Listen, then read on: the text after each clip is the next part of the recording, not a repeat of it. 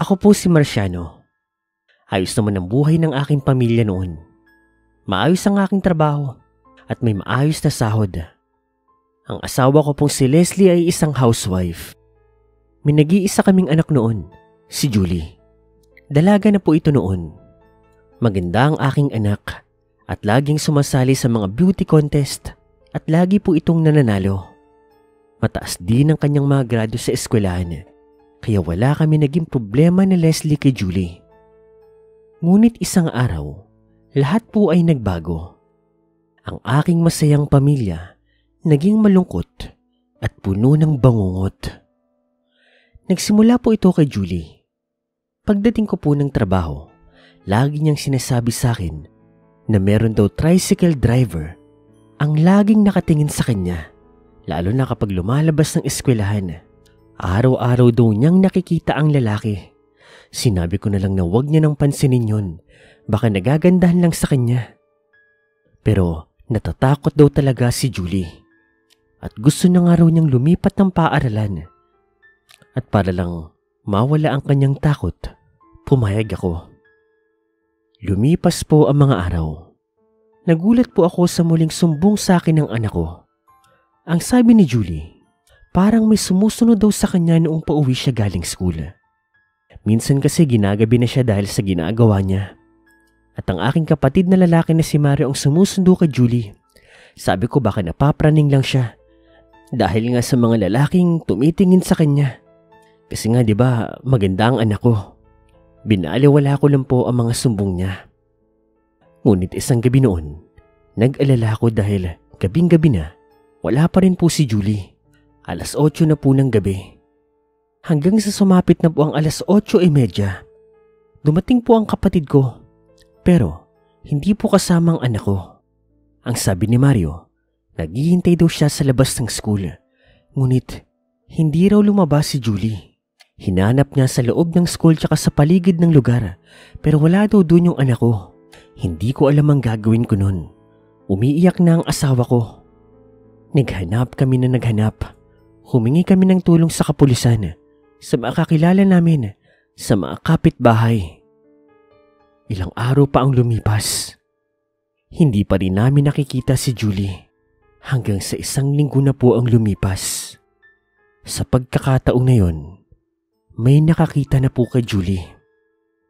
Sa likod ng eskwelahan niya, sa may matataas na talahib, walang saplot, patay na, ginahasa. Iyak ako ng iyak noon. Isinusumpa ko na kung sino man ang gumawa noon, ay papatayin ko. Pero ang totoo, sarili ko ang sinisisi ko. Dahil lahat ng sumbong ng anak ko, binaliwala ko. Parang mawawala ako sa sarili noon, ngunit naisip ko ang asawa ko. Kailangan kong maging matapang. Ngunit imbis na maging matapang ako na harapin ang problema ng aming pamilya, hindi ko yung nagawa dahil kay Leslie. Ilang araw na siyang hindi kumakain. Hindi rin nakakatulog. Kaya nagdesisyon ako na ipagamot siya. Pinuntahan ko si Olive, kapatid ni Leslie. Nasa pintuan ako noon ng bahay nang marinig ko nag-uusap ang bayaw ko at ng isang lalaki. Pinag-uusapan nila si Julie. Sumilip ako sa bintana at doon ko narinig ang pinag-uusapan nila. Na sila pala ang gumahasa sa anak ko. Umuwi ako noon para sabihin sa aking asawa ang nalaman. Ngunit nadatnan ko si Leslie sa kwarto, nakahandusay. May hiwa sa pulso. Mabilis kong sinugod sa ospital ang aking asawa. Nailigtas naman ang kanyang buhay. Pinilit ko ang sarili kong maging matatag habang nasa trabaho pero hindi ko magawa. Hindi ko magawa makapag-focus. Isinantabi ko muna ang mga naririnig ko noon dahil mas kailangan ako ni Leslie. Pero nanghako ko sa sarili ko na babalikan ko sila. Pagbabayaran nila ang kanilang kasalanan. Humingi ako ng tulong kay Olive. Ngunit wala siyang tulong na naibigay. Marami raw gastusin. Pero may kaya naman sila. Umadamot lang sila. Humingi ako ng leave noon sa trabaho ko dahil hindi ko na kaya magtrabaho. Nakalabas na rin ng ospital si Leslie. Ilang araw na siyang nasa bahay noon nang bigla na lang siyang nawala sa sarili. Ako nag-aalaga sa kanya. Wala akong mapagkatiwalaan, wala akong mapag-iwanan. Kaya napilitan ako mag-resign sa trabaho. Hindi naman ako pwedeng tulungan sa gastusin ng kapatid ko dahil may sarili din siyang pamilya. Hindi po nagtagal. Napilitan ako maghanap ng panibagong trabaho at natanggap naman ako. Ngunit isang araw, pag uwi ko sa amin, nadatnan ko na lang na si Leslie nakasabit, nakatali ang leeg, wala ng buhay. Parang gumuho ang mundo ko noon. Sinisisi ko ang sarili ko sa nangyari. Ako ang may kasalanan ng lahat ng pagkasira ng pamilya ko. Matapos mailibing ni Leslie, pag uwi ko sa bahay ay pinagbastan ko ang tahanan ko. Nangungulila ako sa aking mag-ina. Ng mga sandaling yon, naisip ko na ring tapusin ang buhay ko. Wala nang dahilan para mabuhay ako. Pero hindi ko naman maituloy-tuloy ang pagpapakamatay ko. Hindi ko rin magawa. Sinubukan ko kalimutan ng lahat. Magpatuloy sa buhay. Ngunit sa tuwing umuwi ako sa bahay ko, nalulungkot lang ako. Umiiyak. Iniinom ko na lang ng alak para kahit paano'y makatulog ako. Isang gabi, pauwi ako galing trabaho nang madaan ako sa isang tulay. Nakakita ako ng isang lalaking pinipigilan na tumalon doon. Gusto raw niyang magpakamatay. Wala na raw silbi ang kanyang buhay.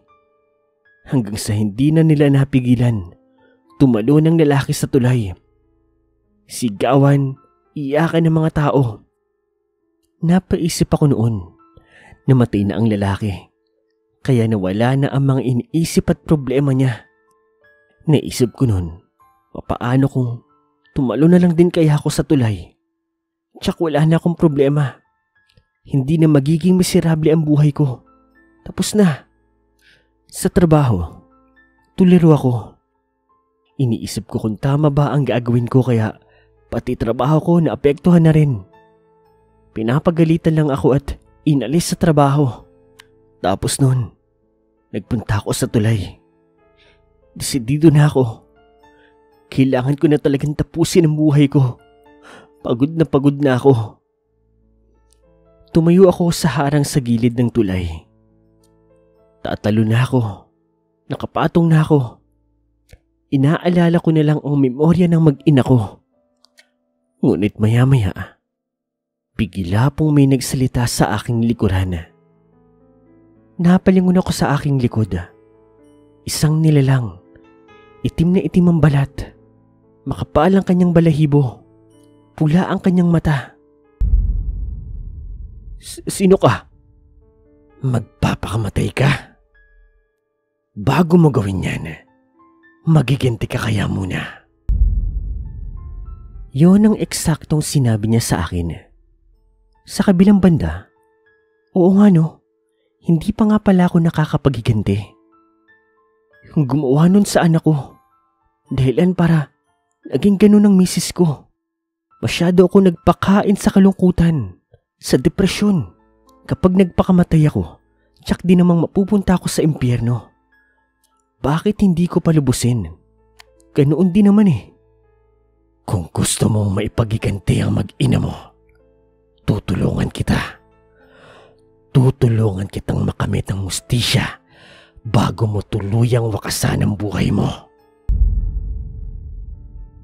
Kapag nakapagdesisyon ka na, magkita tayo dito sa tulay. Ganitong oras din. Pagkatapos niyang sabihin yun, para pong bula na naglaho siya.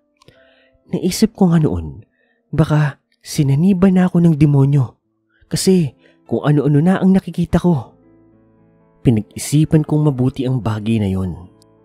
Hanggang sa napagdesisyonan ko, nagkauwi ng sinabi niya. Kinabukasan ng 11:11 ng gabi. Nagpunta ako sa tulay. Hinintay ko siya. At ilang sandali lamang, Dumating na nga po ang nilalang na sigurado ako sa mga sandali na iyon na isang aswang. Mabuti naman at dumating ka. Tama ang naisip mo. Kung papakamatay na lang din naman ako, mabuti pat isama ko sila sa hukay. Mga tumarantado sa pamilya ko. Pues, handa ka na bang maging aswang? Oo. Maya-maya, halos sumasuka ako dahil yung aswang sumuka rin po sa harapan ko. Meron po siyang nilabas na para bang tumitibok-tibok. Lumapit siya sa akin at ibinigay ang bagay na iyon. Kainin mo yan. Kung gusto mong maging aswang at maipaggiganti ang mag-ina mo. Nanginginig kong kinuha yon at sinabi kong sa bahay ko na lang yun kakainin. Kung may maramdaman kang kakaiba, normal lang yun. Pagsusuka, paglalaway, at pagkagusto na kumain ng hilaw na karne. Pagkatapos ang sabihin yun, umalis na po ang aswang. Pagdating ko po sa bahay, pumikit po ako. Isinubo ko ang kung anumang bagay na yon. Kinaumagahan, may kakaiba akong naramdaman sa sarili ko. Nariyan ang paglalaway, ang kagustuhang kumain ng hilaw na karne. Kaya ang naisip ko noon, yun ang unang senyalis na magiging aswang na ako. Kinagabihan, nagpunta ako sa bahay ni Olivia. Pasimple kong kinuha yung mga alaga nilang manok. Ninako ko ito. Hindi na nakapag-ingay dahil mabilis ko itong napatay. Kinain ko yun. Hilaw. Ang sarap. Busog na busog ako, pero parang bitin na bitin ako. Hindi ko maintindihan. Kinabukasan nun, hinanap na ng hipag ko ang nawawala niyang mga manok. Pero syempre, wala na akong pakialam. Isang gabi, naging bisita ko yung aswang. Pag sumapit ang kabilugan ng buwan, tuluyan ka na magiging aswang. Kakayanin mo ng pumatay ng tao. Tutulis sa mga kuko mo, hahaba ang mga ngipin mo. Lalakas ka, bibilis ka, kakapal ang mga balahibo mo sa katawan. Pagkatapos sabihin yun ng aswang, umalis na rin po ito. Napangiti naman ako. Ang plano ko, doon ko na itutuloy ang bala ko. Lumipas ang ilang mga araw. Sa wakas ay dumating na nga ang kabilugan ng buwan.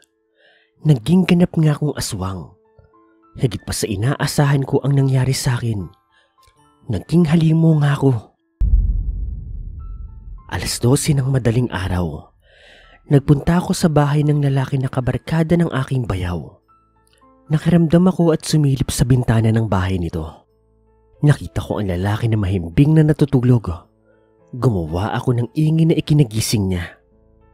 Nang lumabas siya ng bahay, doon ako nagpakita, ngunit sa pagiging anyong tao. Sino ka? Anong ginagawa mo rito? Magnanakaw ka ano? Narinig kita. Nag-uusap kayo ng bayaw ko. Tungkol sa anak ko, kay Julie. Kayo ang gumahasa sa kanya, hindi ba?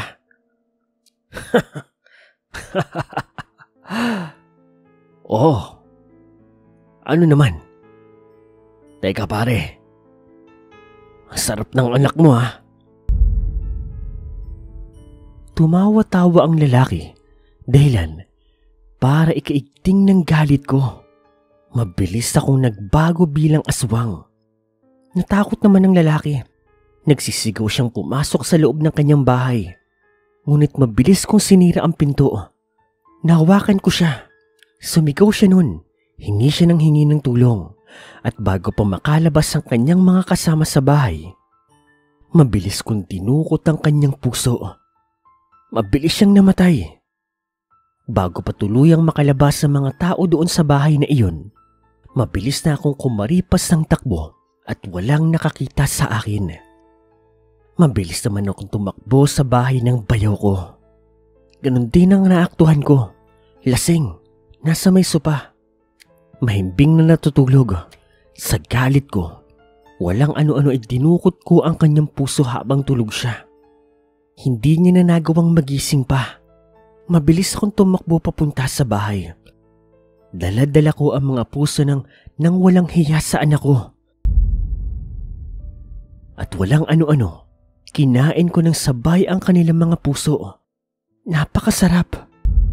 Doon ko naramdaman ang kasiyahan dahil sa wakas, nabigyan na ng hustisya ang pagkamatay ni Julie. Ngunit hindi pa tapos ang aking pagganti.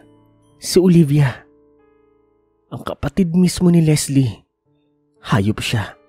Hindi niya ako tinulungan noong kailangan ko ang tulong niya.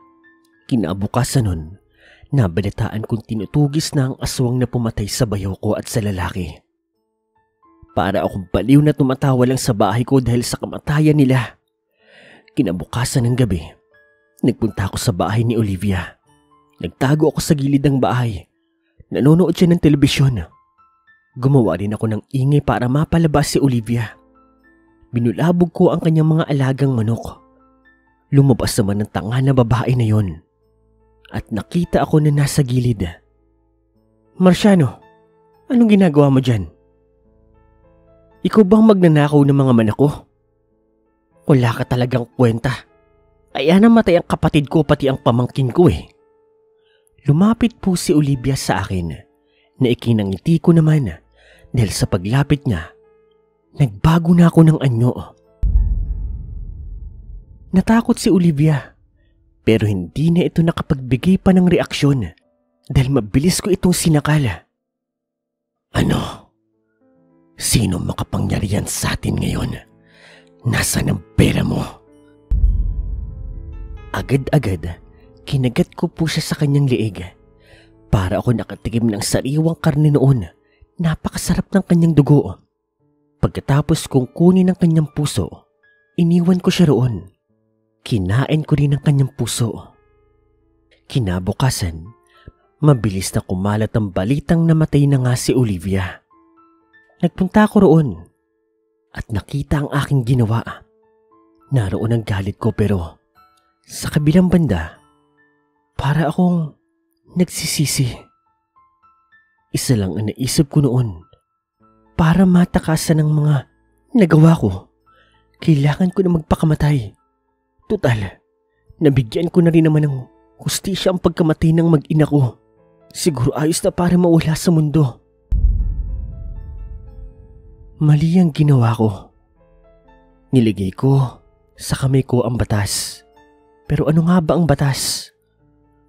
Walang kwenta ang batas pag mahirap ka. Kapag wala kang sinasabi. Sino ka? Wala. Kaya, masisisi niyo ba ako? Heto na po ang mga huling isinulat ni Marciano. Ang kwento na ito ay isinulat ko lamang. Hindi talaga si Marciano ang nagpadala nito. Dahil natagpuan ko lang po ang tala-arawan na ito sa isang malaking puno na may nakasabit sa tali ng isang kalansay. May nakasabit din po mga rosaryo, may mga libro, may mga bawang na nabulok na rin. Kaya malaki talaga ang posibilidad na kay Marciano po ang katawan na iyon at tinuloy niya ang kanyang pagpapakamatay. Hindi ko na ipapakilala kung sino ako. Nandito lang ako para ibahagi ang karanasan ng isang aswang na nagpakamatay.